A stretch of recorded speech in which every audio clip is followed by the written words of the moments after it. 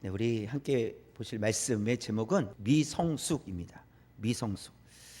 이 고린도 전서를 보면 이 고린도 교회 안에 여러 가지 문제가 있었다는 것을 알 수가 있습니다. 문제가 한두 가지가 아니었어요. 많은 문제들이 이 고린도 교회 안에 있었습니다. 그렇다는 것은 이런 고린도 교회 사례를 볼 때 교회 안에도 얼마든지 여러 가지 문제가 생길 수 있다라는 것을 보여줍니다. 뿐만 아니라 교회 안에 여러 가지 문제들이 있을 때 어떻게 하는 것이 지혜롭고 또 성숙한 것인지를 배울 수 있도록 도와줍니다. 그러니까 그냥 문제가 있었다라는 것으로 끝나지 않고 그 문제를 또 어떻게 해결해 가는지, 또 해결 방안이 무엇인지, 또 하나님께서 우리에게 혹 그런 문제들이 있을 경우에 어떻게 하길 원하시는지를 성경은 우리에게 말씀해 주고 계시다라는 거예요. 그래서 우리는 말씀을 통해서 또 이 고린도 교회 문제들을 통해서 우리는 배우게 된다, 배울 수 있다라는 것입니다. 그래서 우리가 고린도 교회 안에서 일어난 문제를 다루면서 우리는 어떻게 해결해야 될지, 우리는 어떻게 할 수 있을지, 이런 것을 고민하면서 또 말씀을 우리가 들어야 하겠습니다. 오늘 말씀은 이 성도들끼리 이 소송하는 문제에 대한 것을 다루고 있어요. 성도들끼리 서로 소송하는 문제, 그 문제를 다루고 있는데 우리에게 주시는 교훈이 무엇인지 우리가 세 가지로 살펴보도록 하겠습니다. 우리 첫 번째 볼까요? 시작. 성숙한 교회로 자라가라고 하십니다. 제목이 미성숙이잖아요. 주님께서는, 하나님께서는 성도들을 향해서 성숙해져라, 이걸 원하세요. 성숙해져라.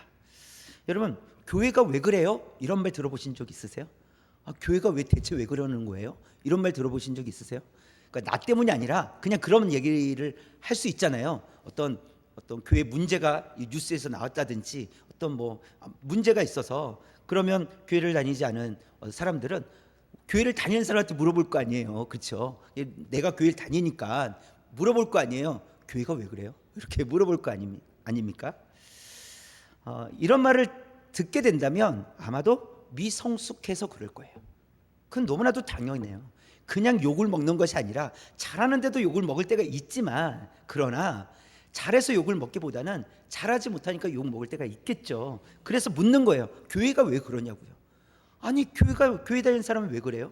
아니, 교회가 그렇게 하면 되는 거예요 라고 물을 수 있다라는 것이죠. 그런데 그것이 미성숙함 때문이다라는 것을 말씀합니다. 예수님께서는 어떤 교회를 원하실까요? 성숙한 교회를 원하세요.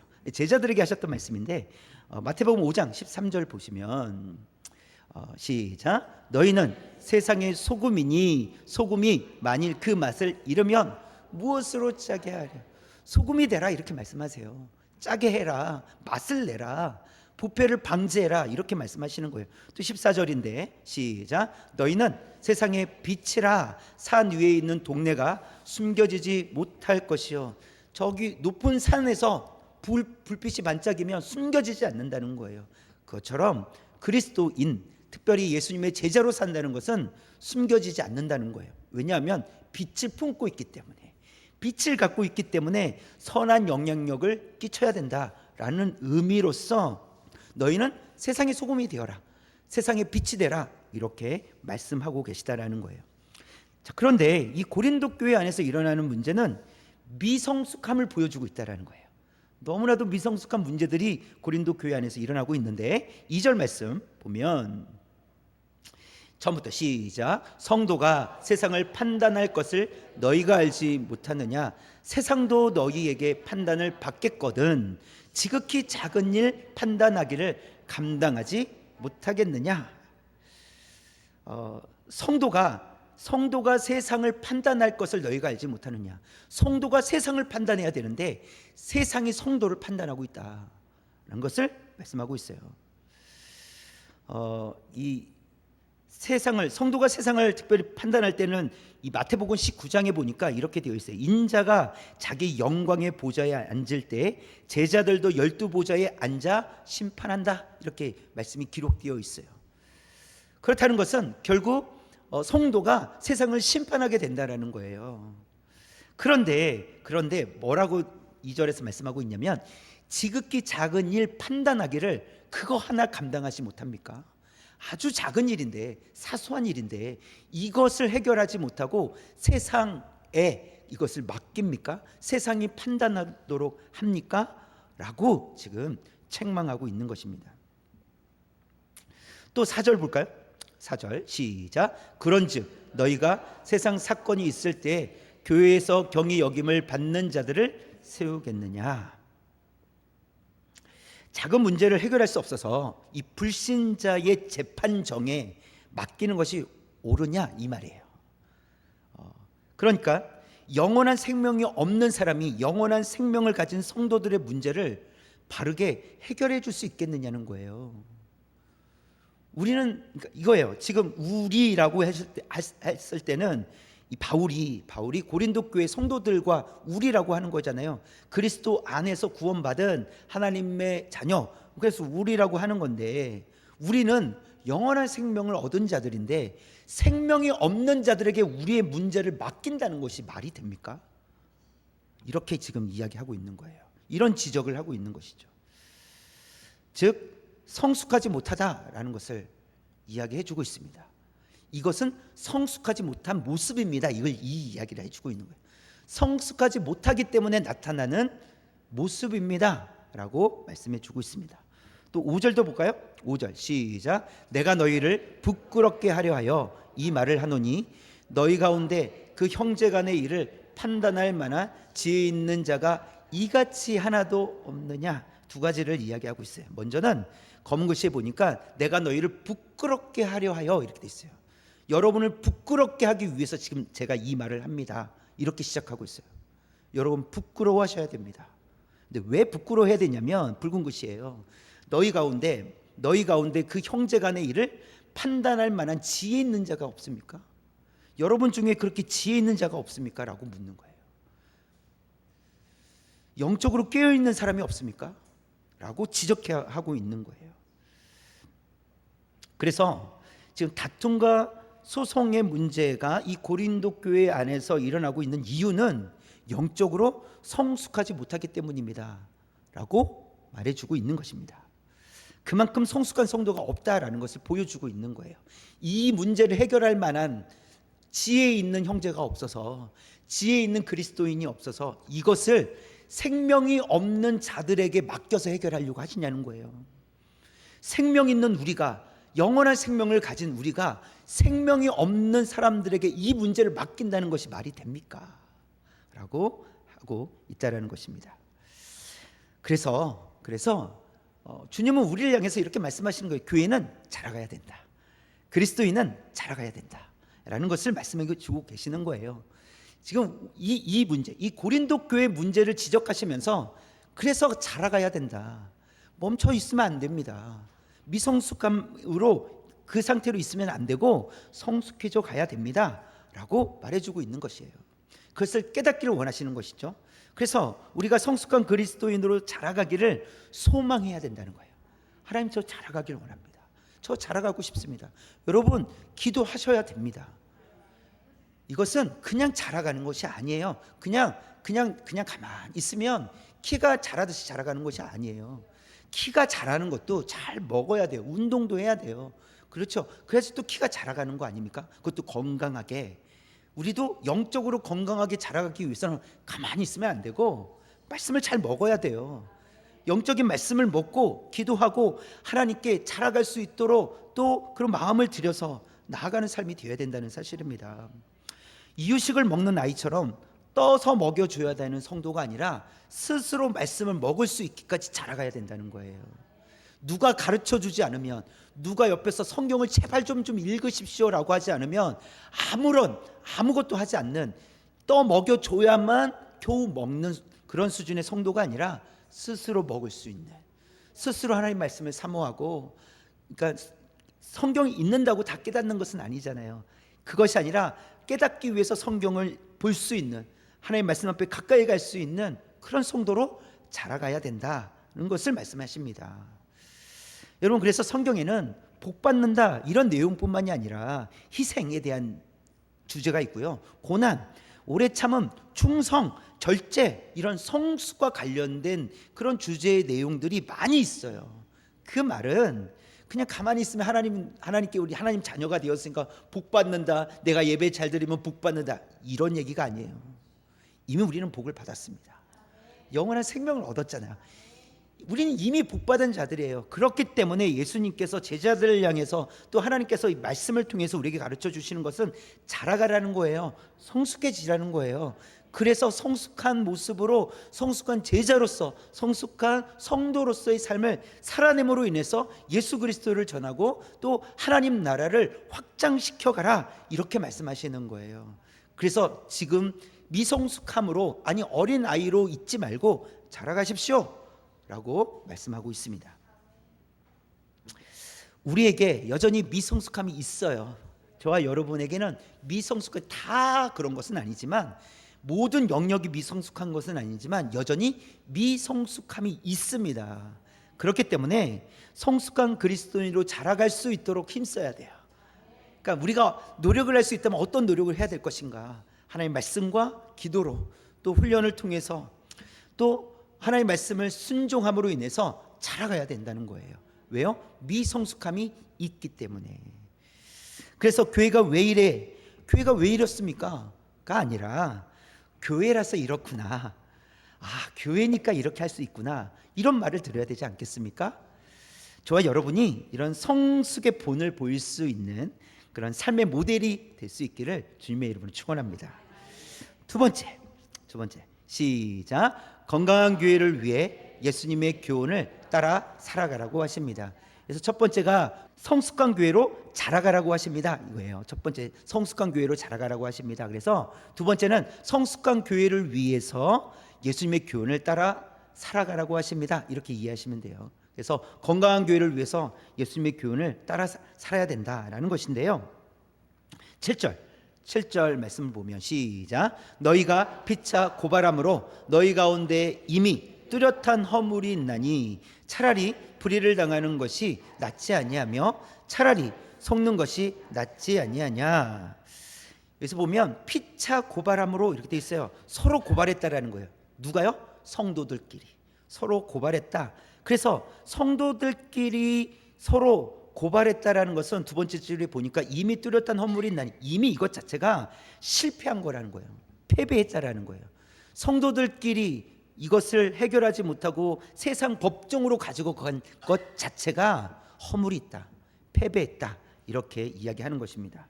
그래서 붉은 글씨에 보면 차라리 불의를 당하는 것이 낫지 아니하며 차라리 속는 것이 낫지 아니하냐, 차라리 내가 속아주는 것이 낫지 아니하냐, 이거예요.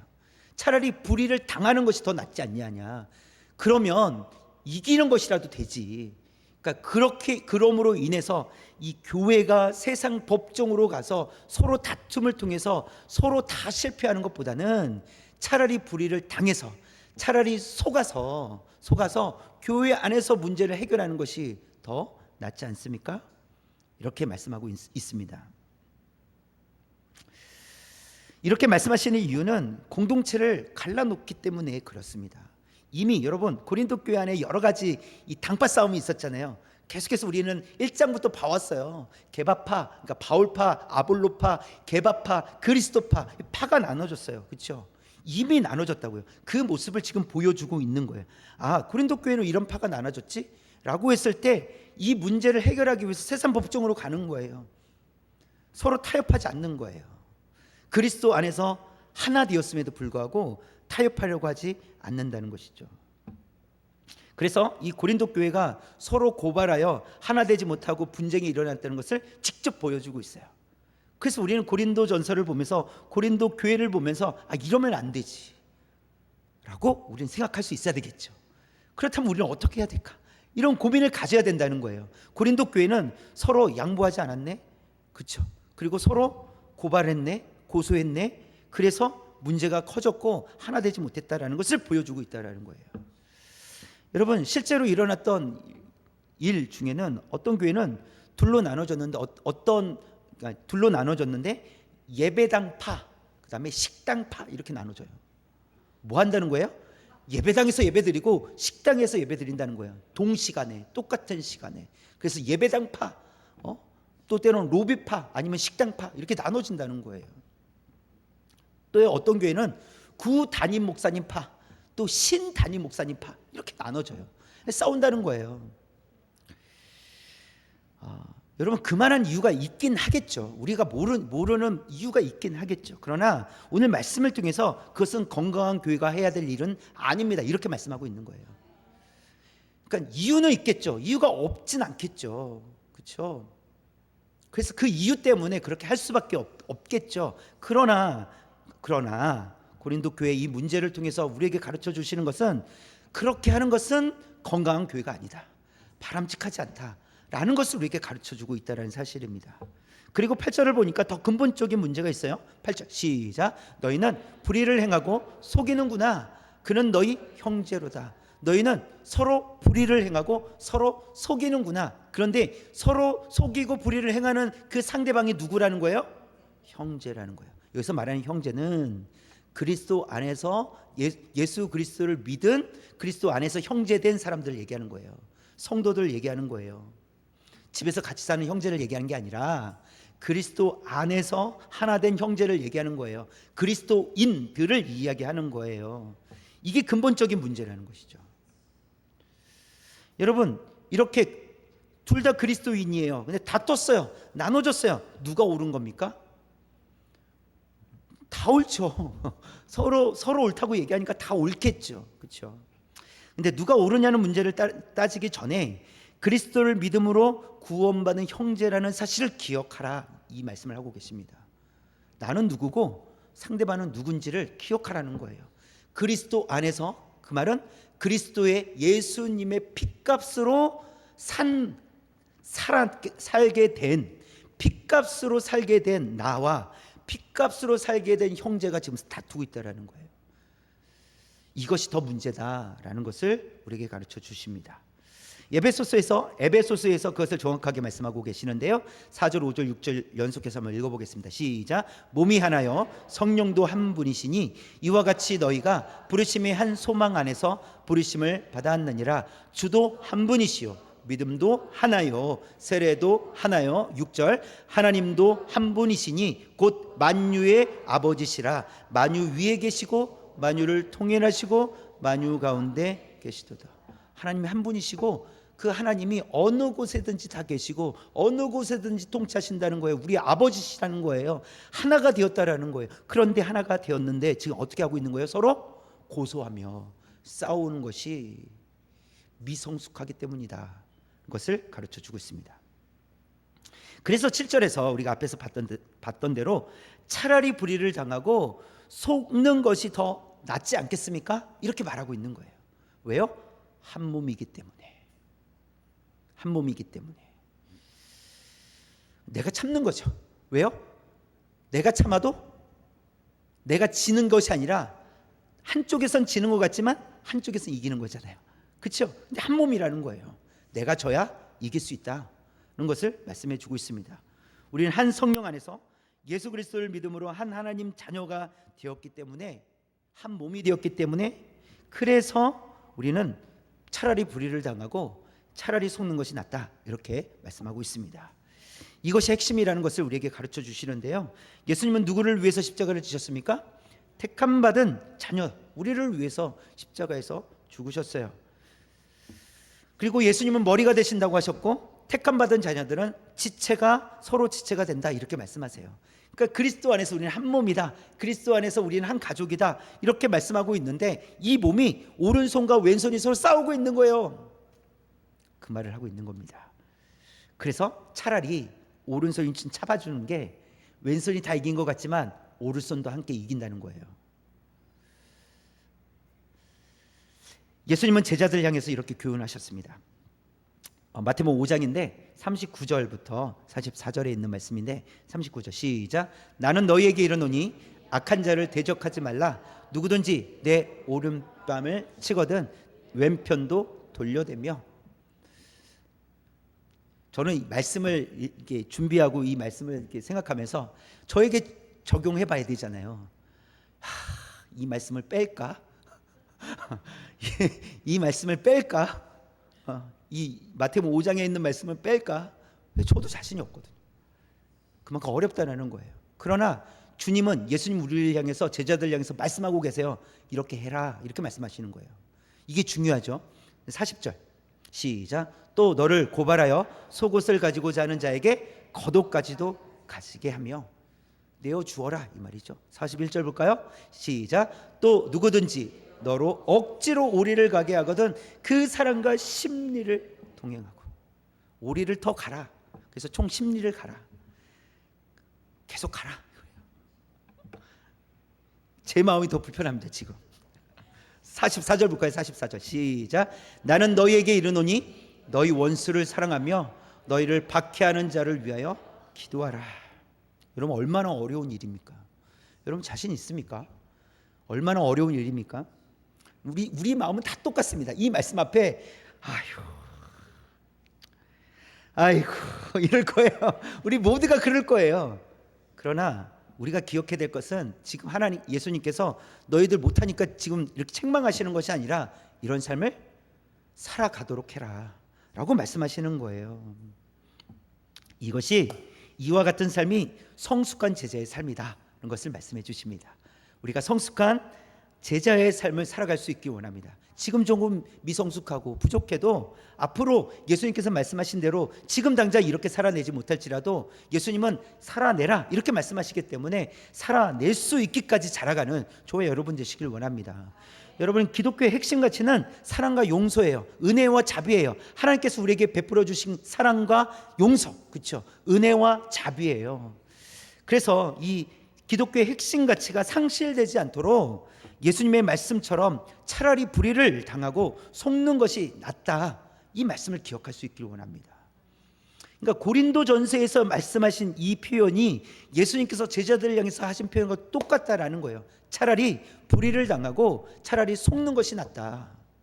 그래서 오리를 더 가고 원수도 사랑하고 왼편도 내어주고 똑같은 말씀을 하고 계시는 거잖아요. 차라리 불의를 당해라, 차라리 속아라. 그것이 살 길이다. 그것이 기독교의 핵심 가치라는 거예요. 하나님 우리를 사랑한 것, 용서해 주신 것, 은혜와 자비를 베풀어 주신 것, 우리는 언제쯤이면 주님께서 원하시는 대로 그렇게 성숙한 모습으로 살아갈지 알 수는 없어요. 그러나 살아가라고 말씀하시니 우리는 살아내기를 힘써야 됩니다. 저와 여러분이 그렇게 살아갈 수 있기를 주님의 이름으로 축원합니다. 마지막 세 번째 시작. 성도는 이미 의롭다함을 받았다는 것을 기억하라고 하십니다. 성숙한 교회로 살아가라고 하시는데, 예수님의 교훈을 따라 살아가라고 하시는데, 우리에게는 방금 전에 말씀드렸지만 어려운 일이잖아요. 그러나 가능하다는 거죠. 왜 가능합니까? 이미 의롭다함을 받았기 때문에. 그래서 우리는 가능하다는 거예요. 여전히 미성숙함이 있지만, 연약함이 있지만, 그럼에도 불구하고 이미 의롭게 되었으니 가능하다, 이 말씀을 지금 우리에게 해주고 계시다라는 거예요. 그래서 11절 말씀해 보시면 시작. 너희 중에 이와 같은 자들이 있더니 주 예수 그리스도의 이름과 우리 하나님의 성령 안에서 씻음과 거룩함과 의롭다 하심을 받았느니라. 그러니까 예전에는요, 너희 중에 이와 같은 자들이 있더니, 이거는 9절하고 10절에 있는 말씀이에요. 이제 읽을 건데, 9절과 이제 10절에 있는 그런 자들이었더니, 그러나 이제는 그리스도의 이름으로 하나님의 성령 안에서 씻음과 거룩함과 의롭다 하심을 받았다. 이제는 바뀌었다는 거예요. 과거에 얽매여 있지 말라는 거예요. 이제는 바뀌어서 새로운 사람이 되었다, 의로운 자가 되었다, 그러니 할 수 있다, 이렇게 말씀해 주고 있습니다. 저와 여러분이 할 수 있습니까? 못합니까? 할 수 있다라는 거예요. 이미 하나님께서 우리에게 할 수 있도록 의롭게 하셨다. 그렇기 때문에 할 수 있다라는 거예요. 우리가 그런 능력이 있어서가 아니라 하나님께서 주신 능력으로 감당할 수 있다는 것을 말씀해 주고 있습니다. 그래서 9절 10절, 그러면 어떤 자였느냐라고 했을 때 우리 붉은 것이 시작. 음행, 우상숭배, 간음, 탐색, 남색. 10절. 도적, 탐욕, 술 취하는 자나 모욕하는 자나 속여 빼앗는 자들은, 이렇게 되어 있어요, 이와 같았다라는 거예요. 과거에는 고린도 교회 성도들 향해서 지금 말씀하고 있는 것이지만 우리가 다 다르지 않았다라는 거예요. 왜요? 죄 가운데 있었기 때문에. 죄 아래 있었기 때문에 그 죄로 인해서 영원한 하나님 나라에 아무도 들어갈 수 없었기 때문에 우리는 다 그런 삶을 살았다라는 것이죠. 근데 특별히 구체적으로 고린도 교회 성도들 중에서 당신들은 음행하는 자들이었고 우상 숭배하는 자들이었고 간음하는 자들이었고 또 동성애에 빠진 자들이었고 도적이나 탐욕을 부리는 자들이었다. 술 취하거나 모욕하거나 속여 빼앗는 그런 사람들이었지만 예전엔 그랬지만 예수 그리스도의 이름과 하나님의 성령으로 말미암아 이제 의롭게 되었습니다. 새 사람이 되었습니다. 달라졌습니다. 그러니 할 수 있습니다. 이렇게 우리에게 말씀해 주고 있습니다. 과거에는 하나님 나라를 유업으로 받지 못할 자들이었지만 지금은 하나님의 그 은혜와 예수 그리스도의 사랑으로 의롭게 되었다. 그래서 감당할 수 있다. 그래서 해낼 수 있다. 할 수 있다는 것을 우리에게 가르쳐 주고 있습니다. 그래서 과거를 청산하고 새로운 삶을 시작하라 이렇게 말씀하시는 거예요. 이제는 의롭게 되었으니 성숙한 그리스도인으로 살아가십시오. 세상 법정에 맡기지 마십시오. 자라가십시오. 성숙해지십시오. 영적으로 죽어있는 자들에게 영적으로 살아있는 이 사람들의 성도들의 문제를 맡기지 마십시오. 이렇게 말씀하고 있는 것입니다. 물론 그럼에도 불구하고 이 땅에서 살아가는 우리는 아직 완벽하지 않습니다. 우리는 날마다 넘어지고 또 실패할 때가 있습니다. 왜냐하면 이 땅에서는 완전한 하나님 나라가 임하지 않았기 때문에 그래요. 완벽한 하나님 나라가 임하지 않았기 때문에, 또 이 땅은 불완전하기 때문에 그렇습니다. 그래서 우리는 온전치 않은 세상 속에서 여전히 얼마든지 미성숙한 모습으로 우리는 살아갈 수 있다라는 것입니다. 그럼에도 예수님께서 말씀하시는 거예요. 왼뺨을 돌려대고 겉옷도 주고 오리를 더 가고 원수도 사랑해라. 이미 구원받은 백성이기 때문에 할 수 있다. 우리에게 이렇게 말씀하십니다. 저와 여러분이 할 수 있습니까? 없습니까? 할 수 있습니다. 이미 구원받은 하나님의 자녀가 되었기에, 의롭게 되었기에 여전히 부족한 부분이 있고 미성숙한 부분이 있긴 있지만 하나님께서, 예수님께서 우리를 향해서 그렇게 살아내라 라고 말씀하셨기 때문에 불가능한 것을 우리에게 요구하시는 것이 아니라 우리가 할 수 있기 때문에 말씀하셨는 줄 믿습니다. 그래서 우리 할 수 있어요. 이 땅에 살아가는 동안 우리가 연약한, 완벽하지 않은 그리스도인의 모습으로 살아갈 것이지만, 그러나 이미 의롭게 되었다는 것을 알고 잘하지 못해도 새로운 삶을, 성숙한 삶을 살아내겠다고 결단하고 살아갈 수 있는 저와 여러분 되시기를 주님의 이름으로 축원합니다.